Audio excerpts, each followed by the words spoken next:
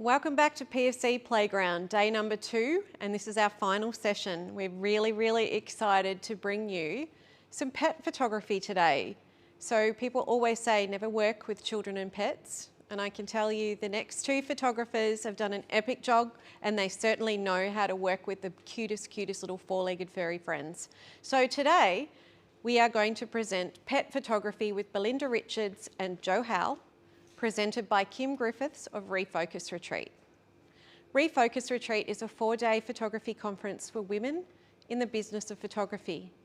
The retreat is a supportive business development and networking event where industry professionals from all genres of photography share their skills and experiences. Sessions include everything from alternative processes, documentary, fine art, wedding, portrait, creative and studio lighting, post-production and editing, business skills including sales and marketing, printing, to self-esteem and life coaching. It's a safe, supportive conference that sees attendees fine-tune their business plan, turn their prints into profit, make new skills, have oodles of fun, a couple of bubblies along the way, and leave with lifetime friends and a photographic network. So today's session on pet photography is brought to you by Belinda Richards of Frog Dog Studios and Jo Howell of Jo Howell Photography, and is presented by Kim Griffiths, the director of Refocus Retreat. It's a whole lot of cuteness and fun, and they'll also share some incredible tips on working with my favourite furry friends and their humans. This session has actually been pre-recorded, but Jo and Belinda are on the chat and ready to answer any questions you may have, and we will cut to Kim Griffiths during the presentation. So please welcome, on behalf of Refocus Retreat, Belinda Richards, Jo Howell and Kim Griffiths. And now,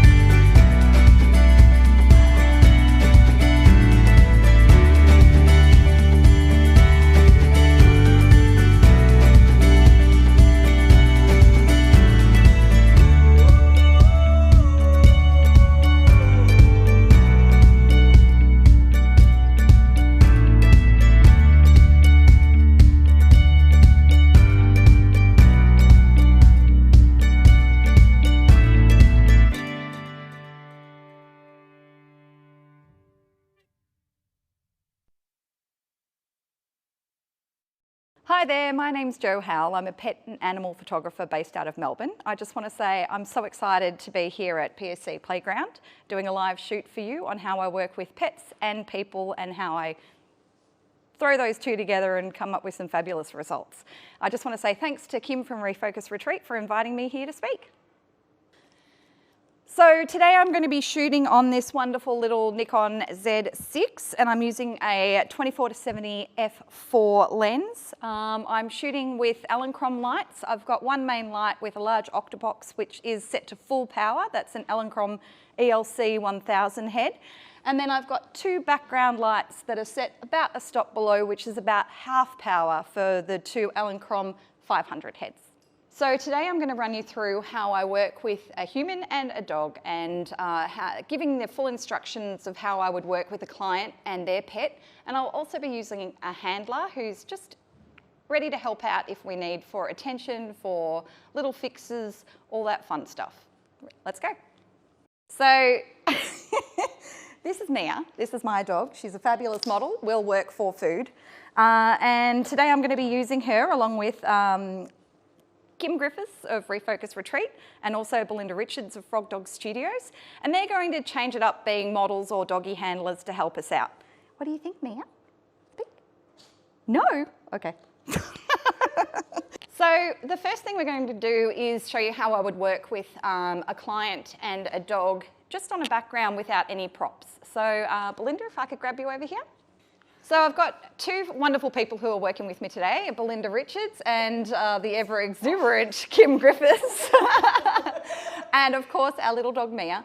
So Belinda's going to be my leg model at the start because she's wearing these fabulous leopard print pants, which who can resist. We're using a combination of treats because Mia is very food driven and a couple of little squeakers just to make sure she can look at the camera and not just where the food is. So Belinda, if you could step towards me a little bit. Kim, you can pop out for the second. I don't need you right now. Now, if you can get Mia to turn around, sit towards the camera for me, bring her forward just a little bit more. And we're using the food to lead Mia to where we want. And while Mia's just sitting there, and I'm going to get Mia to look at the camera. Very good. Now give her a treat. Thank you very much. So Mia's actually my dog, and she's used to all the ridiculous noises that I make for my usual treats. She's quite immune to them, so she will have to, I use squeakers more with her than I do with, say, clients' dogs. Now, Belinda, if you can put one leg over the top of Mia, that's it. Now bring your feet in nice and close together. Stay there, Mia. Mia, sit.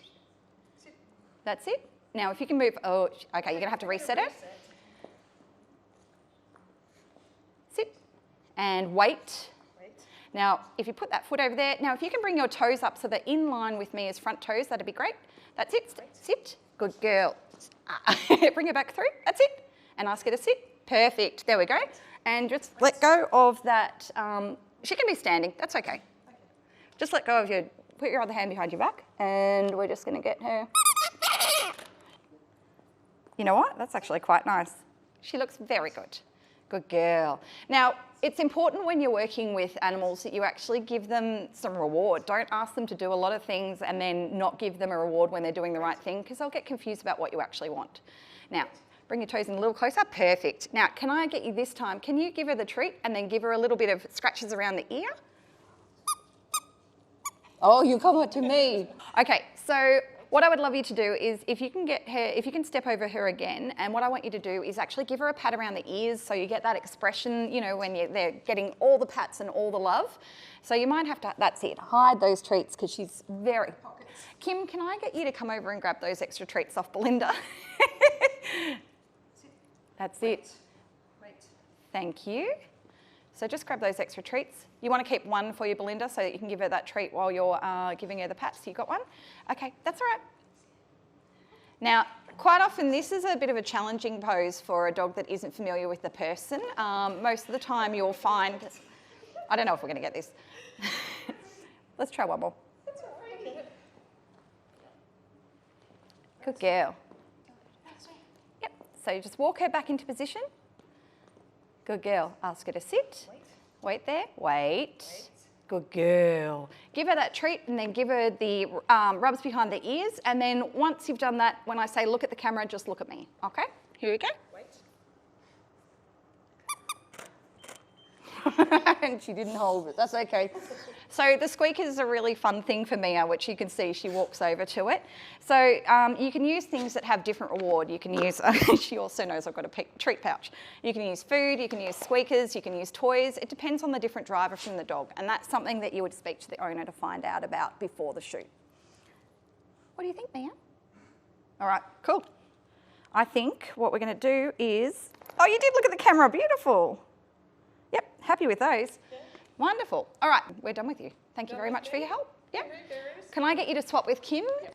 So what I'm going to do now is a little bit of floor work. So once again, just showing you what you can do without having any sort of need for props or different things. This is just a person and their pet and showing the connection between the two of them. Kim, can I get you to lie down on your tummy, facing straight towards me? Come forward a little bit before you go down. That's it. Perfect. Now, arms across in front of you like that. And just remember that if you do this, anything that's towards the camera is going to be bigger because I'm shooting on quite a wide lens. Right. Now, because your hair is over that side, which looks great, Belinda, can I get you to bring Mia across over to this side for me? So the opposite side to the hair. And you're going to get Mia to just come and sit right next to Kim's shoulder. Bring her a little bit further forward. That's it, perfect, sit there. Now, what I'm gonna get you to do, Kim, can you pull your jacket down a little bit just so I don't see that it's curled up over your shoulders? Belinda can help you out with that. Yep, there we go, wonderful. Now, just one thing to be careful of when you're photographing people with this pose is that if you're photographing women who have low cut tops on, quite often it can get a little bit cleavagey, so you can just pull back the top at the base, like near the lower back, and you can pin it there if you're worried about it being too cleavagey. That's a word, right? Okay, so Belinda's got Mia in position. She's going to ask her to bring her. So if you come back towards me, Belinda, that's it, sit, wait. Okay, stop, Mia, wait. And can I just get you to lean your head towards Mia a little bit? That's it, and now, if I want Mia and Kim to look to each other, oh my God, that's adorable, stay there. And now Kim, look up at Mia. Yay, beautiful. And you've always got to be ready for when these fun little things happen because I'm not sure if you can, oh no, look at that. Mia is definitely the boss of Kim right now. Now, another wonderful thing about having a pose like this is that you've got people who aren't necessarily confident about their looks, or like me, you get a bit of a double chin if you do this. This is a wonderful pose for just stretching out that neck. It's really a very, very complimentary pose for people, and this is one that I use all the time for people who are like, I don't like myself in photos, they see this and they're like, this is the one they buy big. All right, now, what I want to do is for you and Mia to look at each other, so can you just, in a second, can you just blow on her ear and then smile straight away, so don't keep blowing when she looks at you, okay, ready? And here we go, 1, 2, 3. That's it, good. Okay, we're gonna try that again. So here we go, lifting up nice and tall and blow on Mia's ear. Cute. You didn't get a kiss. Oh, she's giving me side eye. So sometimes if you try that and you get the blowing on the ear, that doesn't work. What I'm going to get you to do is, Belinda, can you put her into a sit next to Kim again? So bring her around. So if you're in this pose and your dog won't actually look at its human, then one thing you can do is have your handler walk over to the other side of the person, look at your dog, and it will look like me, and bring the treat down a little bit, so that's it. So her eye level is matching. Oh, just missed that one. Let's try it again, so that the eye level is matching. There we go. See, Kim's having a great time. That's it. And just blow on her ear again. There we go. Yay, good job. Okay, and so you look at this one and it's a cute little shot where it looks like the person and the dog are having a great little moment when they're not necessarily even looking at each other. Okay, so we're going to do something a little bit more where there is some more interaction between the person and their dog. And this is just sort of the posing that I go through to get a lot of different shots that work really well in, say, an album, or if you're doing trying to sell wall art together, then having some variety in poses without taking too much time and having a dog, like they can work for about 30 minutes to an hour max. So you want to make the most of the time that you have with them by using sort of flow posing where you run from one pose into the next. So Kim, can I get you to stay on your belly? Can you point your legs out that way so that you're facing that door over there? Just slide around, Wonderful. Scooch, yep, scooch back a little bit for me. That's all right. And we'll get our handler to make sure that things are all nice. Pull the jacket down for me. And one of the things that you want to make sure is that you don't have too much hair on the side of the face so that you're losing the person's face. So can you bring, just pull the hair back over the top of Kim's eye a little bit. That's it. Just still have some coming down over the shoulder at the front. That's it. There we go. Wonderful. And then what we're going to do is, Kim, can you just kick up your feet for me? Beautiful. Cute pose. Okay, wonderful. And oh, Mia's coming over already. Now, can I get you to go and put Mia over into a sit next to that light stand for me? So what we're going to do is create a little interaction between the owner and the animal. Kim, can I get you to have one treat in your hand? Can you put it into the back hand for me?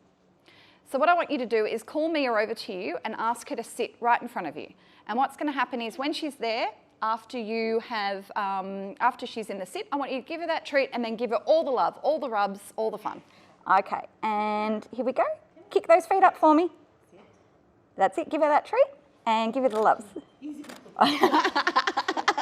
And because Mia knows Belinda is there with treats, she is only working for a second. So what I'm going to get you to do is, can I get you to sit Mia right in front of Kim's hands there?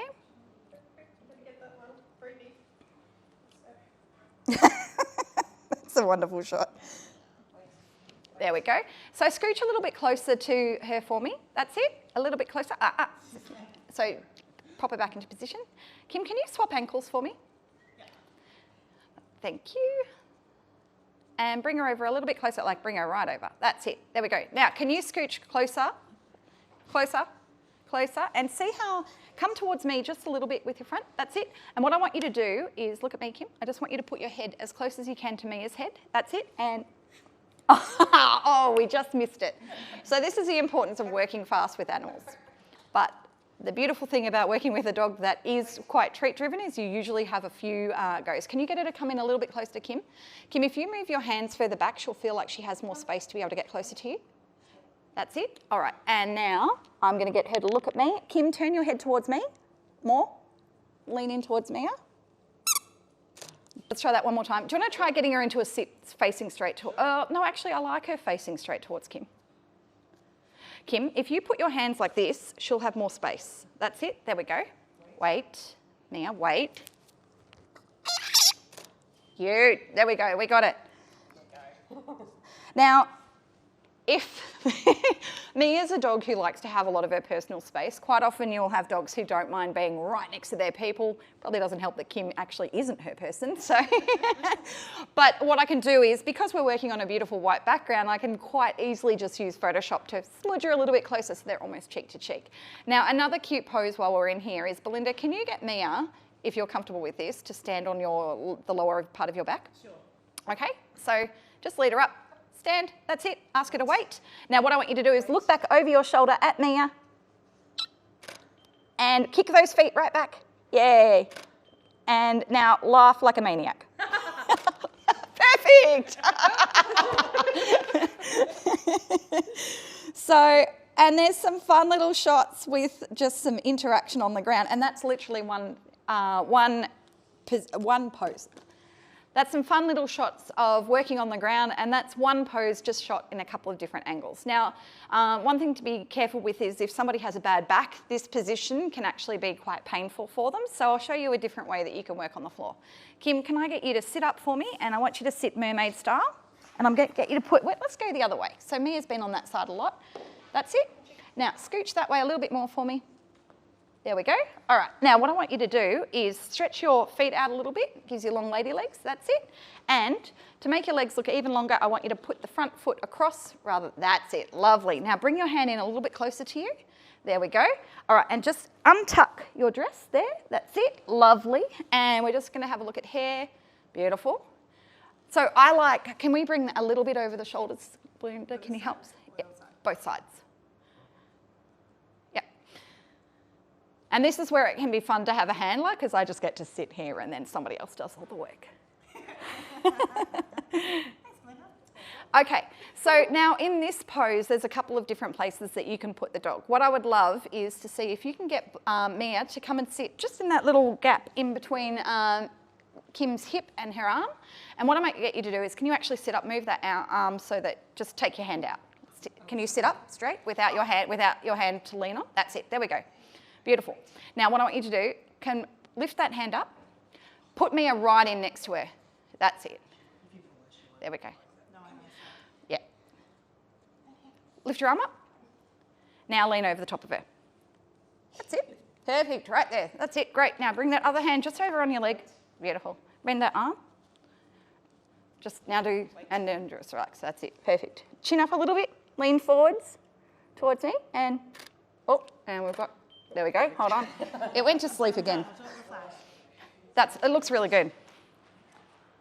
How are we going, guys? Are you all right over there? Yeah. Yep, cool. Okay, so we're going to put her into that position again. We're going to get her to pop up there, sit down, and put the arm down. Now just see how that jacket's bucketing over her a little bit. We just need to make sure that she's not caught up on that. So it's just the little details that make the difference at the end between somebody buying a big wall print and somebody going, I just want a little one, or not wanting it at all. Wait. Shut there, that's it, beautiful. Wait, stay, and come on camera. Now, Kim, can you just look down at Mia? Are you okay? Yeah. Oh, lovely. Oh my gosh. And then another thing that's really important during your shoot is if you've got somebody, especially somebody who's nervous in front of the camera, it's a really good idea. Show them a shot where they look beautiful in the camera because it just builds their confidence. Oh my God, Kim, you look amazing. Oh my God, look. Thank you. Oh, I do. See? It's all about the angles, people. So that's like the perfect shot. It's beautiful. All right. So great. How are you feeling about that? Are we feeling good? Some good options for you there. Another thing you can do is, can you pop back in that same pose for me? Sorry. All right. Do you want to swap sides? No, it's all right. Actually, I do want you to swap sides. Can you scooch? Swap sides. That's it. And what I want you to do is, can you just bring your hand down a little bit for me? That's it, towards your other knee. That's it. What I want you to do is, you know how we got Mia to stand up on her back before? Just get her to come up onto Kim's hip, if you can. She probably will. The other thing we can do is actually just get her to sit there for me. Oh, good girl. Sit. Sit. Sit. Okay, come over behind me, Belinda. We're going to see if we can get an action shot of Mia jumping over Kim. Now, call her. Come here. Now let's see how we go. Whoa, Action Jackson, ears are flying. Good job, Mia. But another thing you can do with that is just have the dog put their paws up on the leg and standing up nice and tall. The owner can then wrap the hand around, give them a pat. Look at that, beautiful. Good, now give her a pat there. Yes, and looking at the camera and looking here. And now give her see if you can get her to look at you.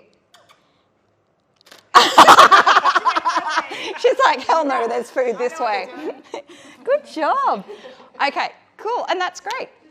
Okay, Kim, you can pop up off the ground. Thank you so much. Wonderful. So there's a few little things that you can do just on floor work without any particular, props or chairs or anything. Another thing is it's nice to give your animals and your humans a break.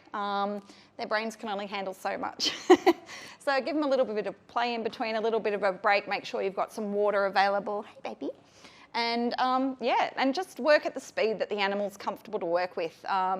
If an animal really doesn't want to go into a pose, don't force them to go into it, because the more you push an animal to do something, the more perplexed they're going to get about the situation, and then you'll find that they actually can shut down and will just say flat out no. So work with them, work at their speed.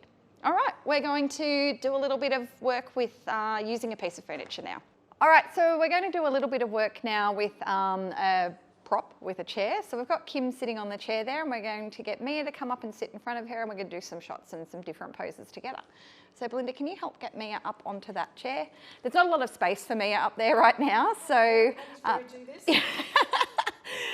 Tap your knee and see if she'll pop up. Or she might just do it. She might let you help it. You know what, Belinda, if you want to pop out, I'll get her in. So, 2 seconds, can I grab that treat? All right, down, ready? Come here, up. Good girl. So we do a lot, turn around. There we go. All right, stay there, stay. All right, wait. Just bring your hand up off her butt and just put it on her back. That's it. Here we go, leaning over towards me a little bit. That's it. And one more. And oh, she knows what the flash means. All right, so do you think you can get her up there? Oh, that's it. That's a great pose. Okay, perfect. Right there. Now, Kim, lean forward nice and close. That's it. And beautiful. And now my battery has just gone on to red bar, which it hadn't done before. So, okay, thank you. Julie, it's fabulous. Good girl. So now we've got that shot down already. So what we're going to do is we're actually going to move the chair and we're going to get Mia off the chair first to move it so that she's comfortable. Come down here. All right, Kim, can I get you to stand up? Now what I'm going to do is I'm just going to turn this chair around to the side. Can I get you to sit pretty much in the same position, but I just want you to lean on the arm. Actually, can you turn the chair a little bit more clockwise? That's it, perfect. Back a little bit. As in, twist a little bit. Other way. That's it. And move it a little bit away from me, just a tiny bit. Wonderful, thank you, and thank you for looking after the floors of PSC. Have a seat there. On the edge or on the side, far back. That's it. Now when I'm positioning people, I'll usually try and put the dog in front of the person because, well, I'm a pet photographer and they're the main thing. Okay, so now we're going to try and get Mia back up onto that chair in the same position. Kim, just lean up so that you're, oh, perfect. Look at that, oh, beautiful, wonderful. Can you bring your feet forward? Because the way Kim's feet were angled then, they were going to look weirdly deformed. So swap ankles for me. That's it, there we go. And just bend your knees a little bit more. There we go, lovely. All right, so we just make sure that all the angles are looking nice. Now, Kim, your hand that's sitting over the chair, just relax those fingers a little bit so I can see you've got fingers. At the moment, you look like you've got a fist. Bring your hand, oh, you know what? I'm gonna work with it because she's in such a good spot. Okay, and, oh, that was cute. And leaning towards me a little bit over the top of Mia, up tall, lean in. Stay there, Mia. That's it, and now, can I get you to give her a little kiss on the top of the head if she'll let you? Oh, you got a real kiss. And give her a treat while she's still in position so she knows she's doing the right thing. And what I want you to, stay there. No, she's had enough. She's like, the treats are too far away. Okay, and we're just gonna have a look back at those. Oh, that's a cute little kissy moment. And look at that beautiful shot of these two together. Lovely. All right, I'm happy with those. So what I'm gonna get you to do is stand up again for me. Can you help me turn this chair around so it's just facing, so the back is towards, just lift the front there. All right, and what we're going to do this is a really cute looking over the top of the camera one. So we're going to get Mia into position first. Mia, up. Good girl, up. There we go. Now, important thing if you're using a chair with an animal is always make sure that you have it weighted or supported when they're jumping up on here, because especially if you've got a larger dog, the chair can tip over and that's really not very good. Kim, can you come in and kneel behind Mia there? Wait. Just come to the side so it doesn't look, yeah, perfect. There we go. And we're going to do this one as a nice close-up. Oh, there we go. That's it, beautiful. And just relax your head. She's like a meerkat. Oh, look at that little ear. That's it, there we go. Give her a treat while she's there. Oh, Kim, have you got one in your hand? No. Okay, that's it. There we go. And leaning down towards her. And, oh, here we go. And Mia. Good. Can you see if you can pop her up a little bit higher? We'll just have a look at that. So see how Kim's down a little bit? What we need to do is get her to lift her chest up a little bit so that we can... Where are you going? So we're going to shoot that one again with Kim up a little bit further. So you're leaning forward a little bit. And what I want you to do is just make sure you're up nice and tall.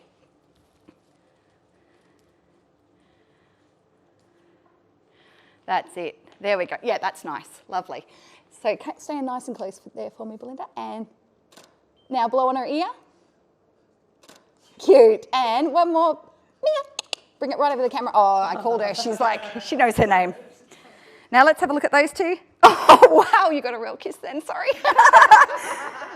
But, oh, and she blinked. Mia, you blinked. Let's try one more. Just like people, doggies blink. Up, you can do it, up. Good girl, okay. And here we go. Right above the camera for me with those treats. Beautiful, done, thank you. And we'll show you that one. Gorgeous, really love it. So, there you go. Thanks so much for joining us here at PSC for a live shoot with pets and their people. I hope you learnt a little bit about how to work with animals and work with humans as well, and that you come with some good takeaways that'll help you be more confident in the studio. Thanks a lot. If you're wanting to see some more of my work, you can go check it out at jhpstudio.com.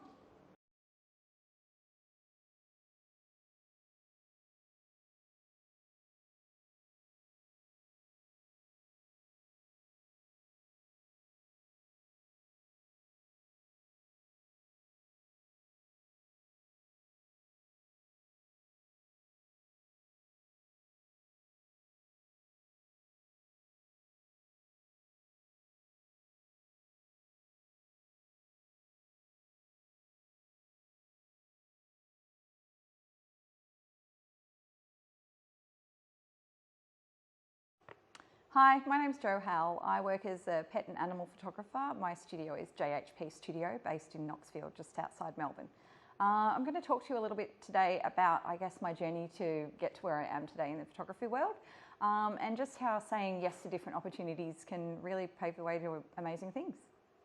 Tell us a little bit about how you got into photography and your early career in photography. I grew up surrounded by photography. My grandparents used to own a photographic lab. My father had a photographic studio that did mainly portraits and weddings, so I was always around photography.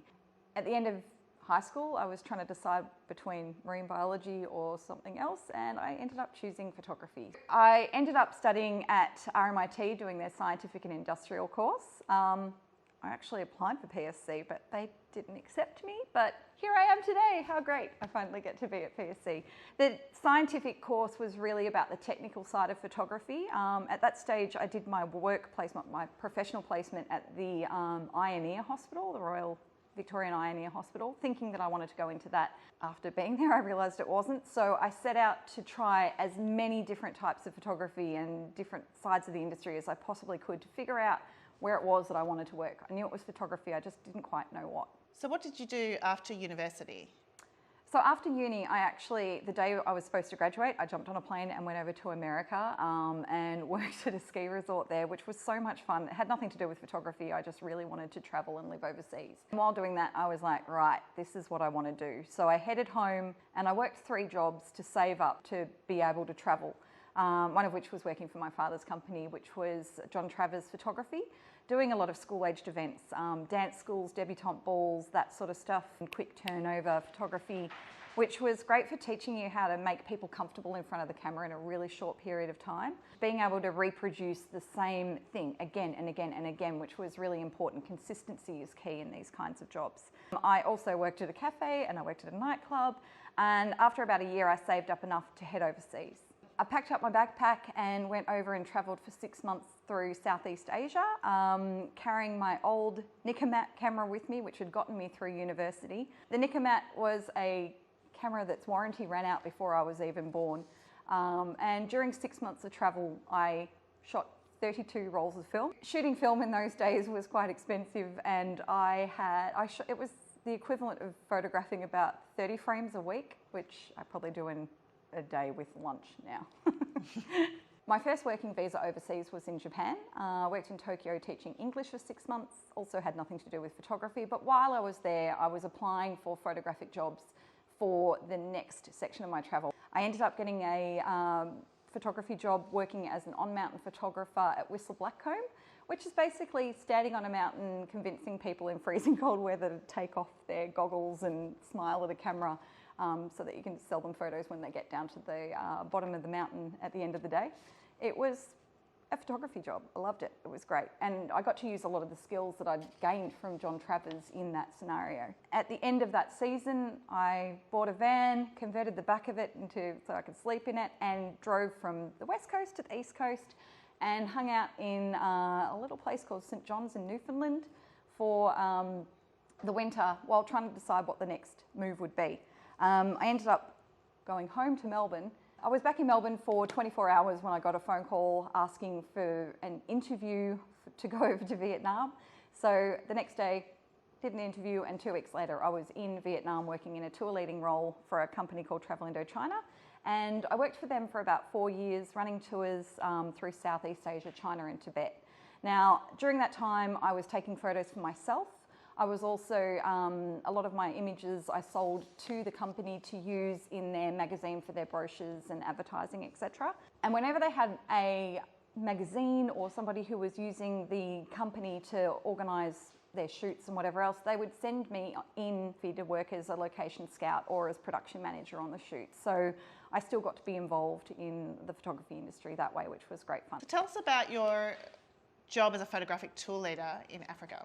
So I managed to nab myself a fabulous job working as a photographic tour leader over in, for tours in sub-Saharan Africa, from Cape Town up to Nairobi and back again, with a group of 16 people. And I would be teaching them about different styles of photography, types of photography. So it was kind of education as well as delivering people to the right places to take amazing photography. So tell me a little bit about this elephant picture. It's one of the first images I think I saw of yours, Jo, and I think it's an incredible capture. Thank you. So after I finished tour leading, my parents came over to visit, and I used to make up itineraries that were full of places that I really wanted to spend time in. And one of those places was the Neisner Elephant Park. We went and visited the elephant park, and my dad is very social, and he offered my photographic skills to the manager who we'd been chatting to, who was trying to get some images for their new brochure. And I ended up doing such a good job that they basically offered me a position working there. Instead of heading home with my parents back to Melbourne as I'd planned, I stuck around in South Africa, and I ended up living on site at the elephant park for 6 months. I used to wake up to elephants walking past my window, and you could hear them rumbling. It was just beautiful, and I'd chuck on my clothes and grab my camera and run out and do a little walk with them in the morning. And this particular morning was so beautiful, and it was misty, and we followed them down to next to their little dam, and they all just sat around and were having a drink, and it was just beautiful. And I was down in the water, my feet are in the water, and it was only later that they told me that there were lots of leeches in the pond. Entered in the Australian Professional Photography Awards. It was the first time I'd entered since I was overseas, and I did really well. Ended up runners-up in their nature and wildlife category that year. Neisner's a really small town, very seasonal, so to survive financially, I was just doing every different type of photography that I could find. It was a really great opportunity for me to continue that exploration of the different industries and try as many as possible in one little place. I did high-end real estate photography, I did weddings, I did portraits, I did newborn, I did work for the council. You know, talking about those little connections and opportunities, one of the friends that I had from working over in America, she was from Cape Town, and her housemate worked for a newspaper. I ended up being the regional photojournalist for the Cape Argus, which was a Cape Town based newspaper, so that was completely different. But by far my favourite jobs working over there was when I was doing commercial wildlife photography. I started off doing some voluntary work for the local pound. Of course, I'd been working at the Neisner Elephant Park, and through those connections, and I was seeking them out, I started working for more and more organisations around that were wanting wildlife photography for their rescue, rehabilitation and education centres. I worked for Taniqua, which is all of Africa's big cats. I worked for Radical Raptors and Eagle Encounters, which is rescue and rehabilitation centre for birds of prey. I worked for Ocean Blue, which is all about tours for whales and dolphins and seals. It was just a magnificent thing, and I really realised that I wanted to work with animals full time at that point. And working with these different organisations and seeing the behind the scenes of the rescue, the rehabilitation, the reintroduction, all that work that goes on, it was a real eye-opener for me.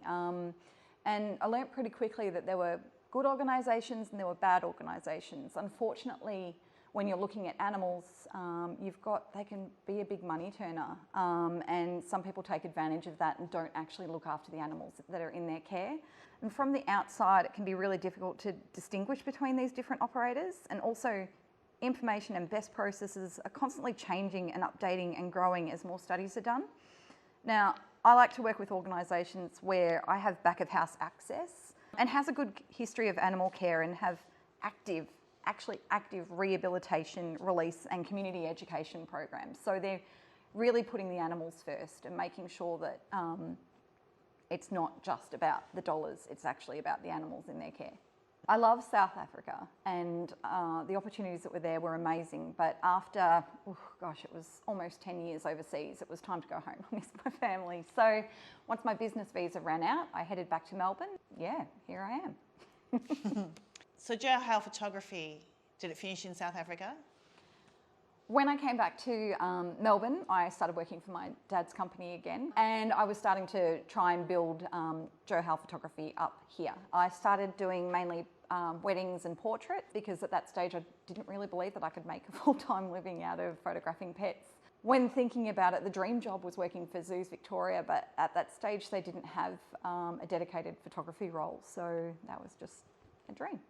I was trying to get more pet clients rather than people clients, and word got around, and I ended up working for another photographer who was doing a pet book, and I ended up being their photographer who was representing the suburbs out near me. And it was amazing seeing her studio set up and the way that she worked, because it showed me that you could have a viable business based around pet photography. I did that for a while, and once that contract was up, and with her blessing, I started doing more pet photography of my own.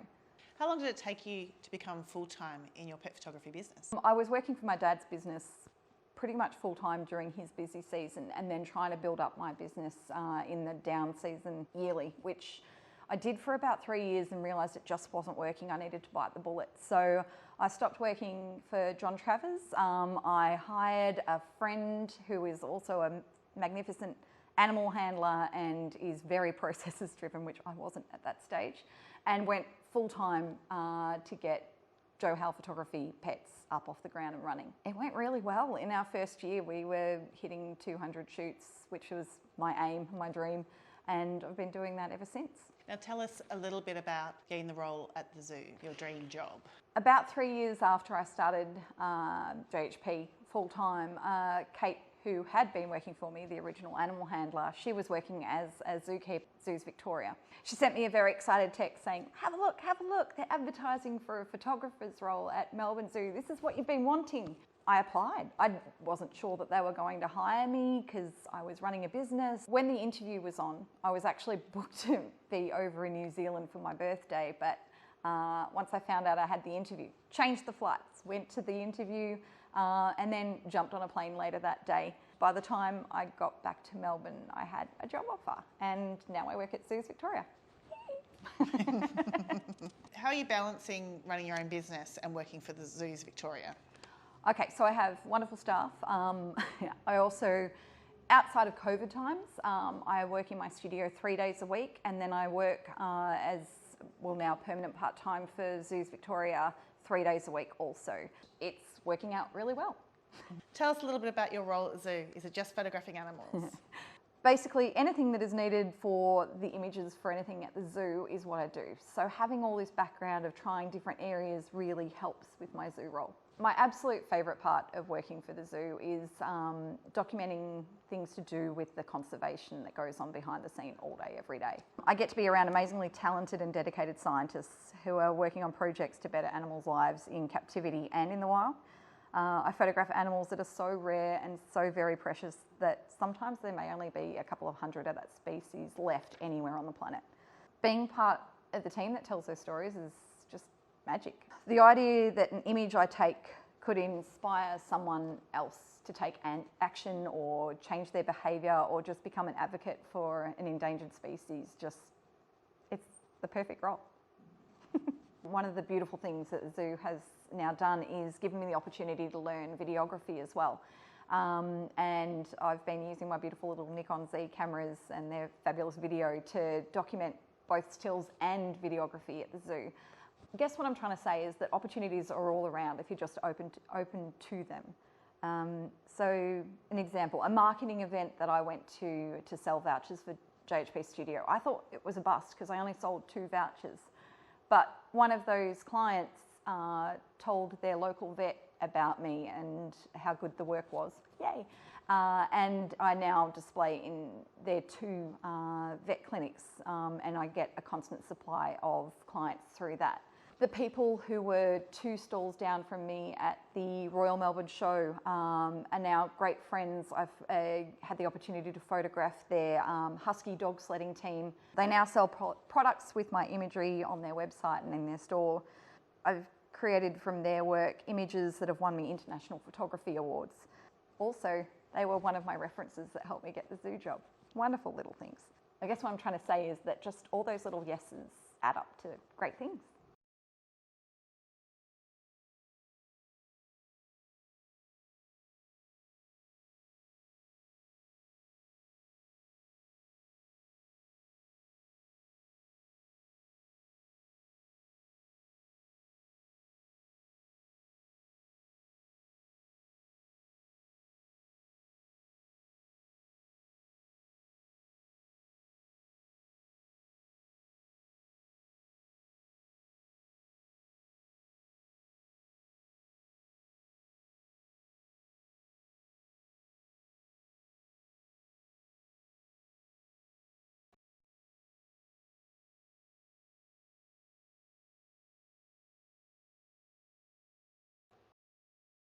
Hi, I'm Belinda Richards. I'm the creative director and founder of Frog Dog Studios, a pet portrait photography studio located in Melbourne. I'm here today to talk to you a little bit about my awards work. One image is called the Queen's Corgi and the other one is EDM, electronic dog music. As per its title, the Queen's Corgi depicts a corgi that lives in the palace with the Queen. The other image that I'm going to talk about today is the electronic dog music, which depicts a DJing dog on stage with all the lights. So tell me, Belinda, what was your inspiration for the Queen's Corgi? Okay, so with my work, I generally start with the picture of the dog first. It's the picture of the dog that inspires the work that I do. I don't actually generally start off with a concept beforehand. So Kiwi, which is the name of the corgi that came to see me, it was just a client who came to see me, and I got this image of this dog with his eye winking and the drool hanging down, and he had the bow tie on, and I knew right then and there that I had to turn this dog into something more than just client work. I needed to put my creative skills to work, and so I did. So first of all, I started out just cutting the corgi out, and I wanted him to be drooling over a big bone.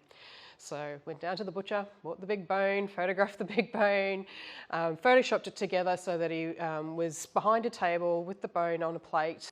Then I decided that it needed more detail. I like to have a lot of detail in my work. So I then took a photo of a watch face with the time set to 6 o'clock, because in my household, that's when dinner time is for the dogs, and they'll let me know it every single time. So I just used the watch face because I didn't actually have a clock like this, but I wanted that old looking clock face. So I just used that. The next detail that I added was the dinner bell, and the reason why I popped the dinner bell in there is just a little ode to Pavlov's dog and that whole science experiment, and I like to have those little hidden meanings in there to see if people pick them up.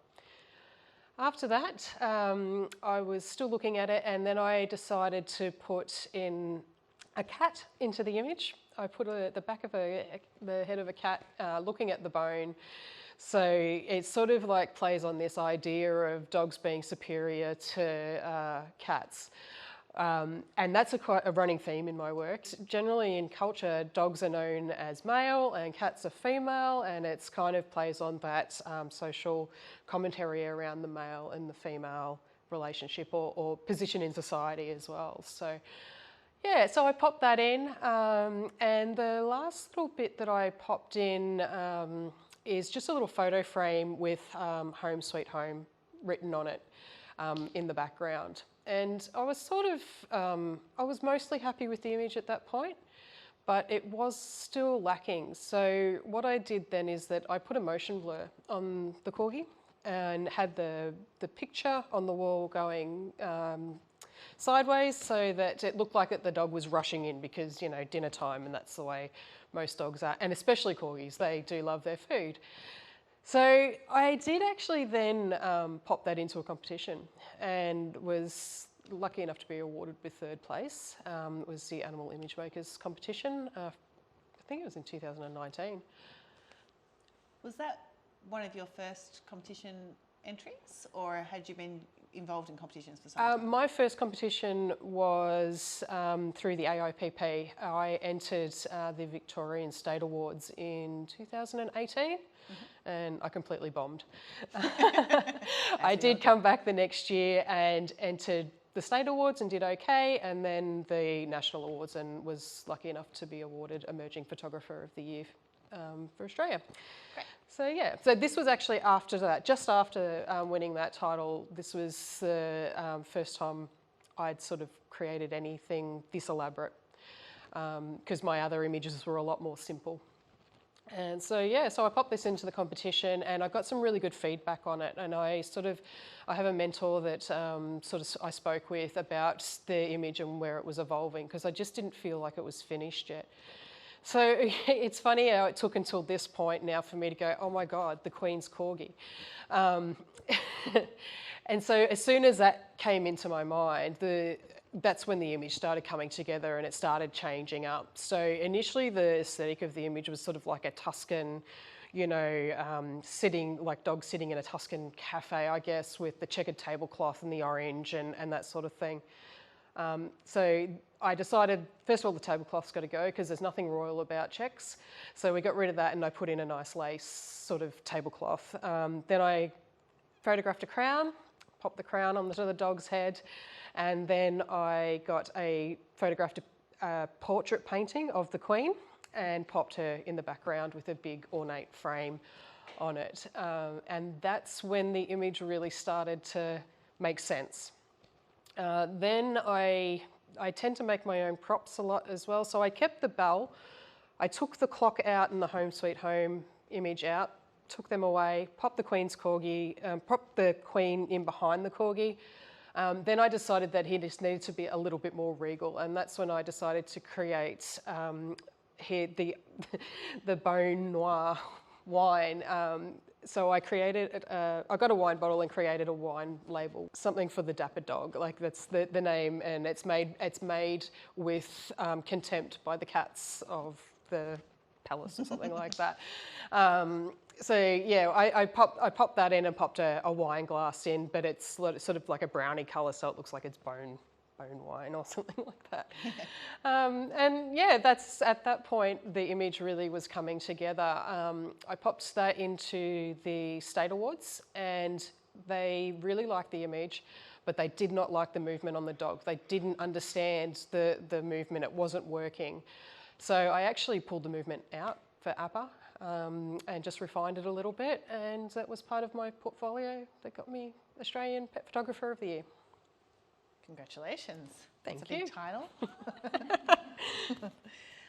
So was Electronic Dog after this, or was that part of that portfolio? No, that was part of that portfolio. So with that image, it actually started off after the APA in 2008. No, it would have been 2018, yeah, when I won Emerging Photographer. After that, I did a calendar for my actual business, and that was, I did basic composites and just got all of these ideas. So there was 12 different ideas. And that came from that. So I had this dog come in, the Scottish Terrier, and he had the fringe over the eye, you know, the big beard, and I was like, well, this is a hipster dog. We've got to turn him into a DJ. And I did that very basically for the calendar, and it was in the beginning of 2019 that I started to work on that image even more and expand it. And, you know, I gave him glasses and a beanie and a scarf and started putting in all the lights. I borrowed a friend's decks, what do you call them, DJing decks things, and photographed those, put them on some crates. And yeah, and that's how that image came together. So all this Photoshop work is quite complex and obviously takes a lot of your time. Is this the sort of thing that you would do for your clients? Look, generally I don't do this sort of work for my clients. I do this as a creative outlet for myself. So I shoot so many dogs a year, and it is very much a rinse and repeat kind of situation. I keep my lighting set up and everything very basic so that my results for my clients are consistent. So there's not a lot of room for creativity there. This kind of work is where I really get to thrive, and it gets me out of that headspace of work and into my artist self, I guess, and that's where I can start experimenting. So I don't really want to do this for clients to have to stick to a brief and to satisfy somebody else's itch. This work's all about me, I guess. Hi, I'm Belinda Richards from Frog Dog Studios, and I'm so honoured to be here at PSC's playground today. I'd like to thank Kim Griffiths for inviting me on behalf of the Refocus Retreat. You've just seen Jo Howell present an amazing workshop working with people and pets. Now I'm about to show you what to do with just working with pets. So welcome, I'm about to show you a different lighting setup to what Jo just showed you, and I'm also only going to be working directly with Mia. First of all, I'm just going to talk a little bit about the light setup that I'm using. As you can see, I've got a darker backdrop.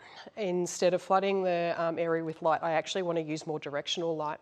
So I am using some Elinchrom 500s for my backlight here, along with these strip boxes with grids on them.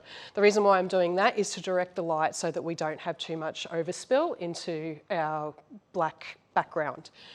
I generally have these metered to 5.6, and then I use this one here. So we've got an octabox on here today, and we have that metered for f8.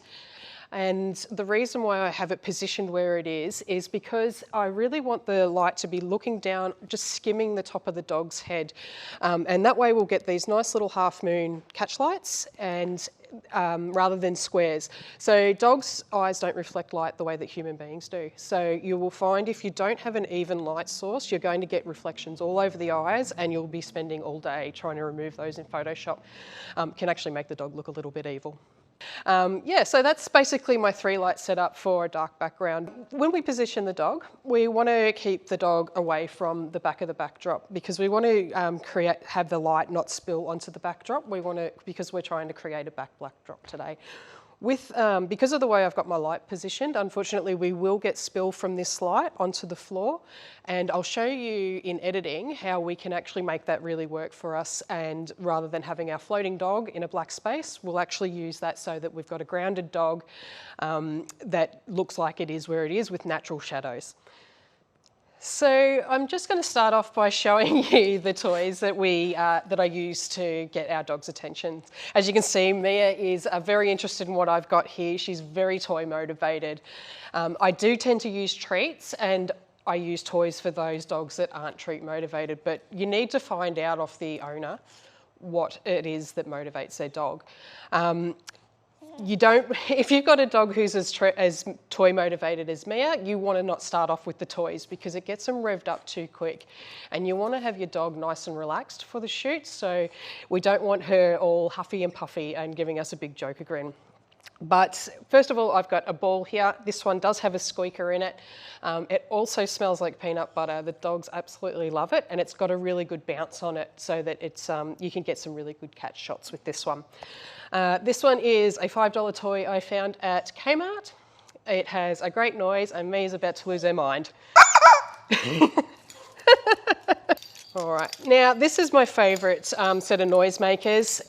I've got this tribal necklace thing here with all sorts of bits and bobs hanging off it. We've got a squirrel caller and a duck caller, a few different whistles, some squeaky toys. Because what happens is dogs do get bored with the noises that we're making.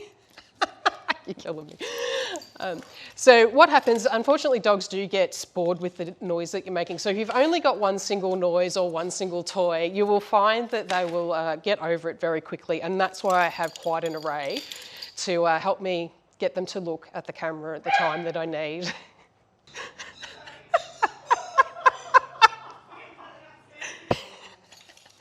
So I always work with an animal handler. my animal handler is the same person that I use for every single shoot.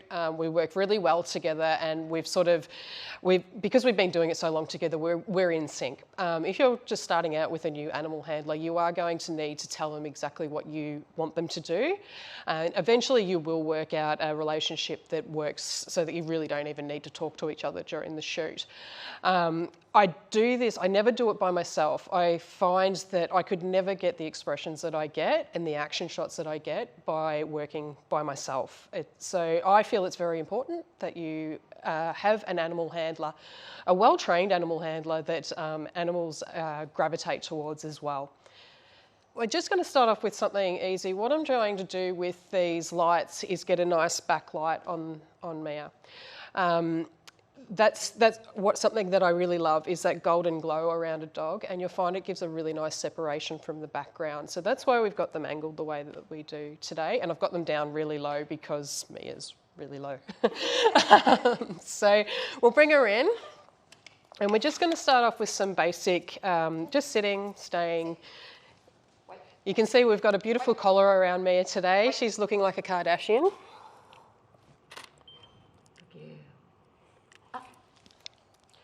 All right, now what I'm going to do is, I don't know how Mia's going to go with these noises because she has worked already a lot with us today, but normally I would use these noisemakers to get an epic head tilt, which owners absolutely love every single time. So if you can get a head tilt on a dog, you've got to make some money.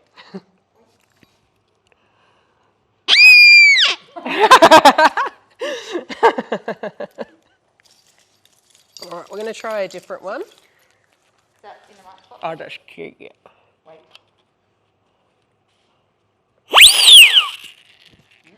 Didn't work, hey? All right. So right now I've got Jo just working with Mia, because if I've got to work with Mia and control the camera and the lights, I am going to be up and down, up and down, up and down, and Mia's never going to stay that long while I'm moving around. I might just get Mia to come forward just a wee bit. There we go. Wait.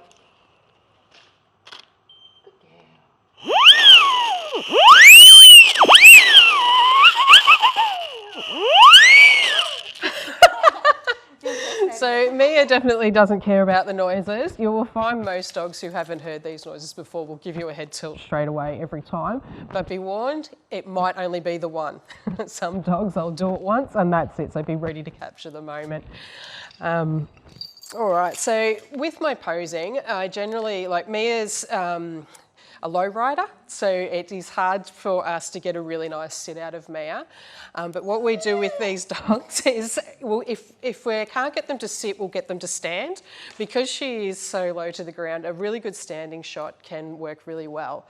Now, what I would do, I always do with these dogs, is I always go down on the floor even further.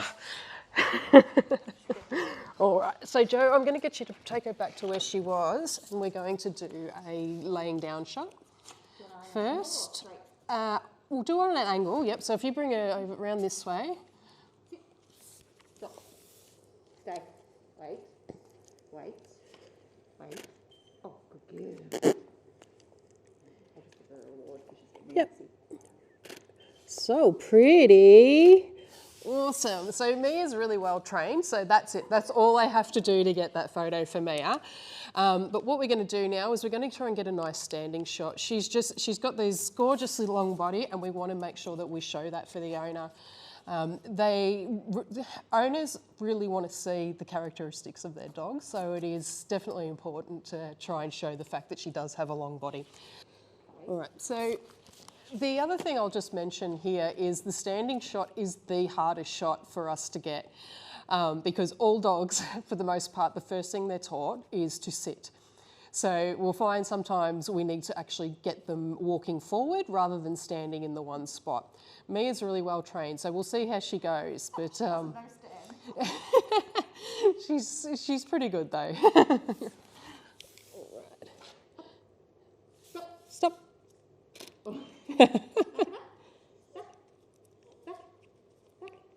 All right.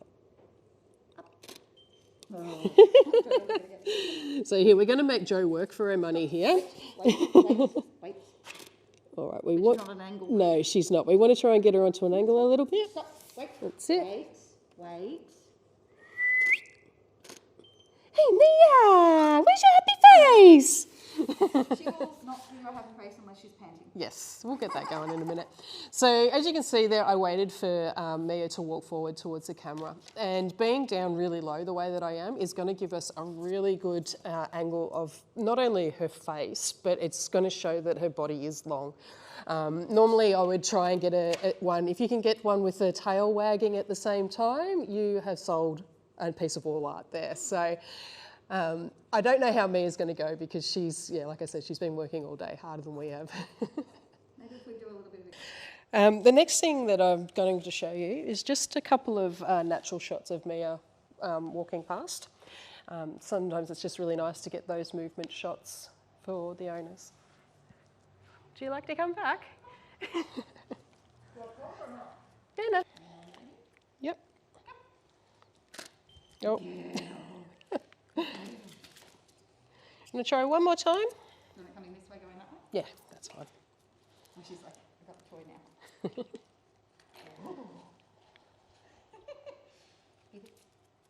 Yeah, she's real well trained. She's got the ball. Always be prepared to catch that shot when they're up to no good. Please don't use any of this butt. Sit. Come over here. Sit. I know you're getting frustrated, right?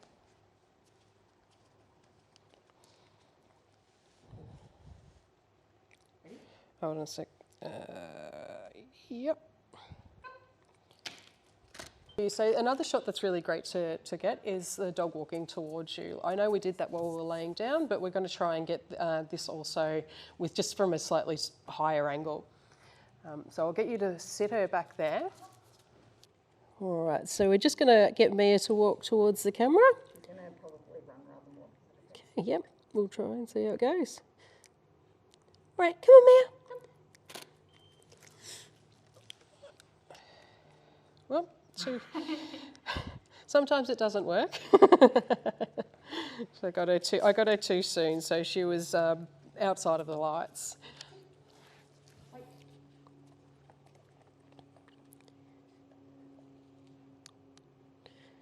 All right. Yep. All right.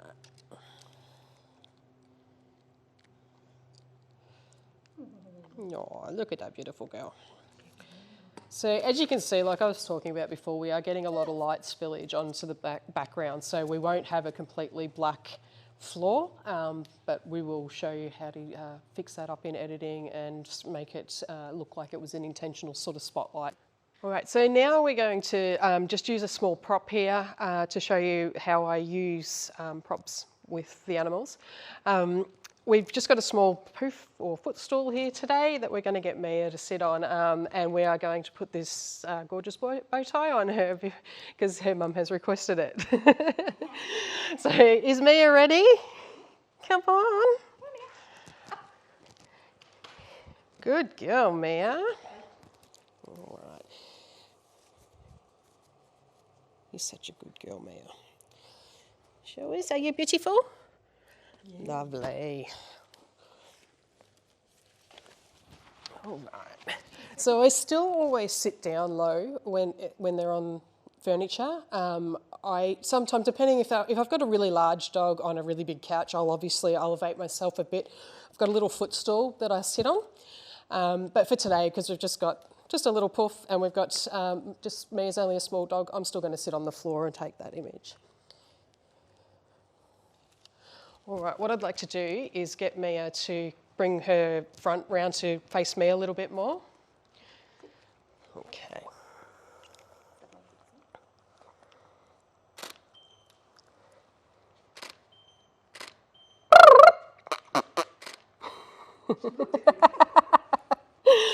All right, let's have a look and see how that went.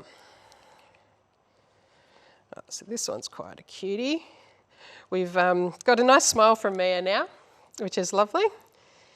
You can see everything's in focus. We do get a little bit of a shadow under the chin. You'll always get that with this kind of lighting setup, and but it doesn't look too bad here. Sometimes with dogs with bigger jaws that will be quite prominent, and we will sort of lighten that up a bit in the Photoshop. The other thing I do is I've also got a little light sometimes that I'll sit down here to cast a little bit of light up onto the chest area, because reflectors, they get in the way and they get moved around a lot. Dogs jump on them. They're kind of a bit useless in this situation. So I do have a little portable light that I'll sit here as well. All right, Mia, drop. Good girl.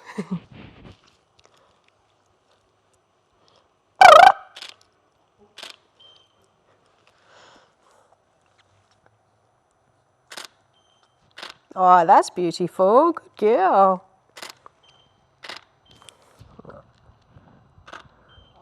No, you're right. Good girl. All right, let's have a look and see what we've got.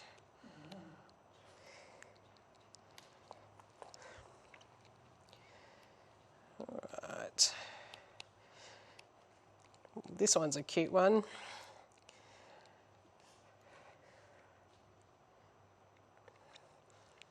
So you can see with this particular image here, we've gotten a really nice halo of light on the ground. So we're not going to have to do too much to that to actually make that look like it's a nice, beautiful spotlight that's on the dog. All right. Okay, Jo, can we get Mia sitting up and we might do a little bit of high five? Ooh.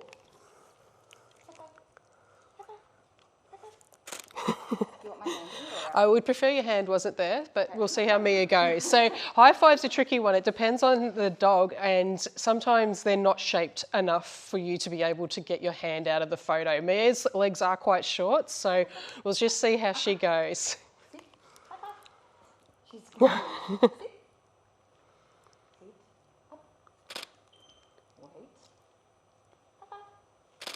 Good girl.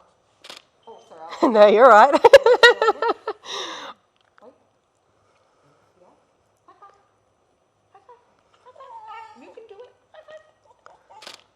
Good girl. So what I would do with, I think we got it there. The other thing I could do is try a jump up high five. Oh yes, yep. Back it up a little bit. Back. Okay, ready? High five. So Mia's getting tired. Ready? High five. High five. You can do it. High five. Good girl. All right, so this is quite a cute shot that we've been able to get here. Let's show her mum. Right, and sometimes they just do really cute things, so you've got to be prepared to capture that moment straight away. Like Mia's slowed right down, but sometimes you'll get a dog that'll do this and it's literally instant. So that's one of the great things about working with a handler, is that I can just then concentrate on what I'm seeing through my viewfinder and capture that moment straight away. Hey Mia.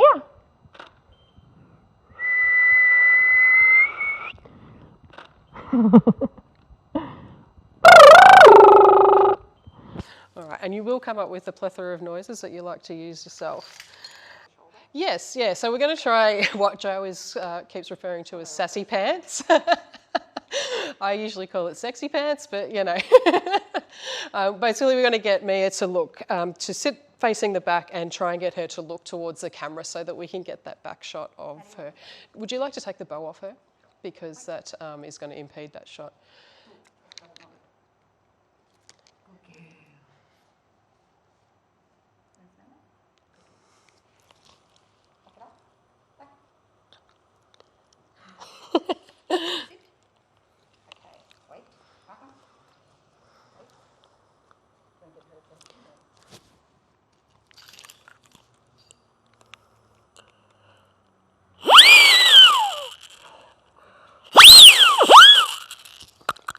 Good girl. All right. So we got a bit of a side eye shot here from Mia,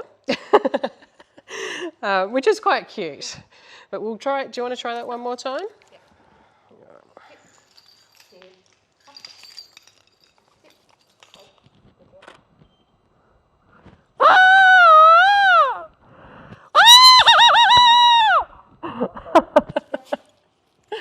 to try again? We'll try one more time. Where's that? Where's my chicken? Yeah. Okay, don't let her see it. Hey, what's Mum got? You got the whole bag there. Come on. You got the whole bag. Oh, she's alive again. Look at that tail.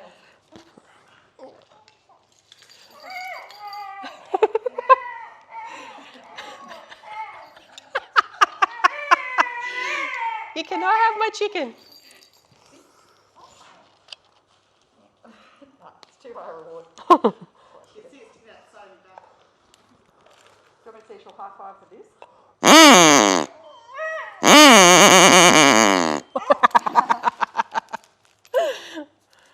There you go. All right, so it's time for me to have just a little bit of a break, and we will get some peanut butter and we will have some fun getting some quirky faces in a second. Okay, so the last thing I'm going to show you is how I work with dogs with peanut butter. Now, peanut butter can be a bit of saving grace. If you've got a dog that is nervous and will not stop pacing or won't stay in the one spot, peanut butter can be your trick to getting them to stay where you need them so that you can get the shots that you need for the owners. And I find with the peanut butter, apart from getting just some silly, goofy faces, which is always fun, if you time it right, you can get the dog looking really cute and sweet, or with a smile as well. So it can be used for both purposes, not just for getting silly, goofy, tongue out type shots. So we've got Mia up on the poof. Because she's a little dog, I do actually like to elevate the little dogs, and that way I can frame it up better. And yeah, so what I'll get, I'm just going to get Jo now. So you always use your animal handler to give Mia some peanut butter. We're going to sit her up first, and then Mia's going to have a treat. Do you have anywhere that you like to give it to her? Let me just.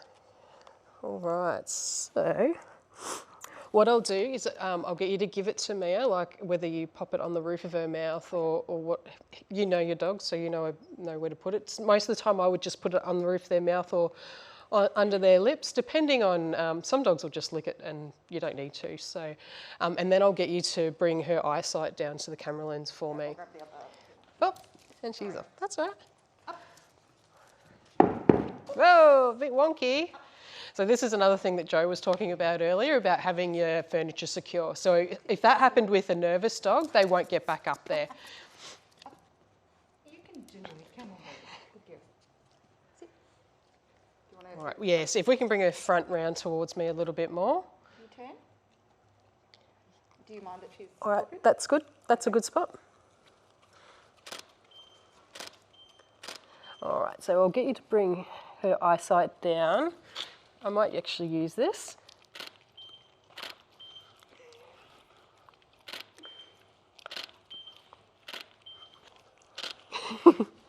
Well, that's lots.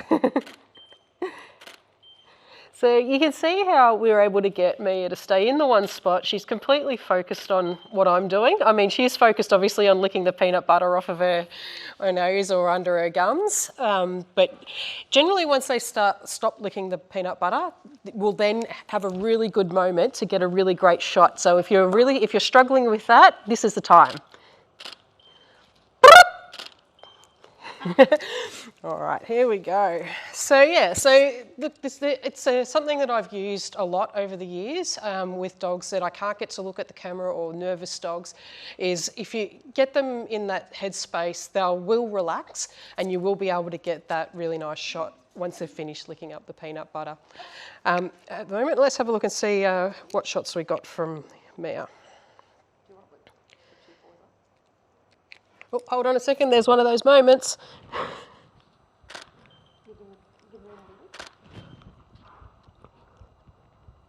Mia! Good girl. All right. So you can see with putting her up on the poof at this point, the peanut butter ones then, because she's looking down on the camera, it gives her a little bit of distortion, which makes the images a little bit funnier. And I find putting these into my design and ordering appointment when I do the slideshow. Even if they don't purchase the images, it helps everyone to relax because it gives them a good laugh. All right, so I'm just looking through the images at the moment to see what we've got. I always do this at the end of any kind of sort of, I guess, section when we've tried a new pose or we're trying a new prop or something like that, just to make sure that we've got what we intended to get. So I find with peanut butter shots and that, you will throw a lot of them out. It's the beauty of digital photography. You can just delete them, but look at that beautiful one there. Just before she was about to get the peanut butter, we've got a beautiful face there that the owners are going to adore. So I think that is it for that. Have you had enough peanut butter? Never enough. All right. So thanks for joining me today. I really hope that you got something out of that. I hope that you can now take some of what I've taught you and go and put that into practice with your own pets at home or your clients' pets. If you would like to know more about me, you can check out my client work at frogdogstudios.com.au, or you can check out my artist work at belindarichards.com. Post your images on Instagram and tag me, Belinda Richards Artist or Frog Dog Studios. I'd love to see what you come up with. I would also like to say thank you so much to the staff at PSC for having me part of the PSC playground. Thanks to Nikon, thanks to Refocus Retreat, and yeah, I hope you enjoyed it. Beautiful. Did I get it?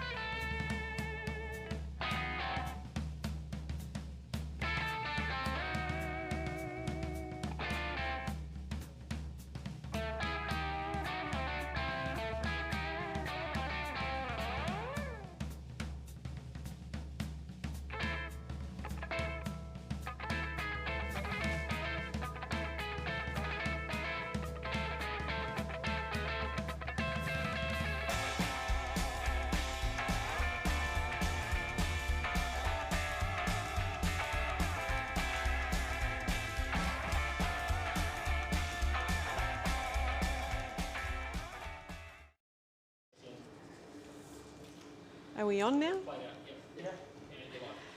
Well, welcome back. And that concludes our last session at PSC Playground for 2021. Wasn't that an awesome session? And what a well-behaved little dog. Good on you, Mia. Woof, woof. I was listening to all those whistles. So cute that she loves her snacks and her toys. I think you can come and teach my dog some manners. Well done to all of you. Belinda and Jo, absolutely brilliant pet photographers. Such a great job. And to Kim, I know there was a lot of work behind the scenes in getting that recording to the stage it was. Well done to all of you. We so look forward to seeing you at Refocus Retreat and doing the pet photography again in person. So on behalf of everyone at Nikon Australia, I would like to thank our industry partners, KL, Australian Photography Awards, Refocus Retreat, the Brown Bill Effect, Story Art, Melbourne Headshot Company, Memento Pro and Epson for all your support and involvement in the PSC Playground. There is a reminder that there's a number of fabulous education offers from all of the industry partners and also the chance to win yourself a Nikon Z5 kit valued at $2,500 by entering in the student category of the Australian Photography Awards. So please check out their entry and the offers on the competition page of the Australian Photography Awards. The entries close on the 18th of October, so you've still got a bit of time. Now, the PSC Playground was brought to you by 5 Nikon Z mirrorless cameras, which was switched through an Atom Extreme switcher. And the entire production, the lighting, the audio, the cameras, these are all run by the PSC students. So drum roll here. I would like to do one very last big, really big, huge shout out to the fabulous broadcast team, Josh, Dane and Maddie. Let's switch to camera 1 and ask you to please come to the psych. And please take a bow. That was the best, most prepared closing bow ever. You guys have worked so well together, total professionals. It was a lot of fun and it was a lot of hard work. So thank you so very much on behalf of all of us. Please stay there for us just for a moment. I would also like to thank Julie Moss, the Director of PSC, Kat Vinella, come up here, Kat. Ollie Dauncey, come up here, Ollie. And Jerry Valenzuela, come on Jerry, come on Jezza, up you come, for your support of this event. Michael Mulborough from KL, our fabulous partners, thank you so much. Your workshop was amazing. Thank you, Julie. Yep, definitely going to get my kaleidoscope out. I'd also like to thank, as I said, the rest of the people behind the scenes and all of the presenters that were here. It was a fantastic job. If you missed a session or you'd like to watch it on playback, please go to the PSC YouTube channel. We're hoping that those recordings will be up sometime early next week. So check them out, worth seeing. Kat, did you want to say a few words? Because I'd really like to say thank you so much for everything you've done. It was an enormous job. Absolute pleasure. Yeah, I just wanted to thank everyone at home that came into the world of the PSC Playground, and of course, all of our supporters, sponsors, of course, Margot from KL, Julie from Nikon. Yeah. All switch. I just want to thank you all at home and thank all of the sponsors and partners for coming into the PSC Playground, and of course, our beautiful students, to which this would not be live. Good old Oliver Dauncey and Jerry, the internet man. Again, thank you all for coming along, and hopefully we'll see you in person and virtually next year. Take a bow, everyone. That's a wrap. And thanks, Black.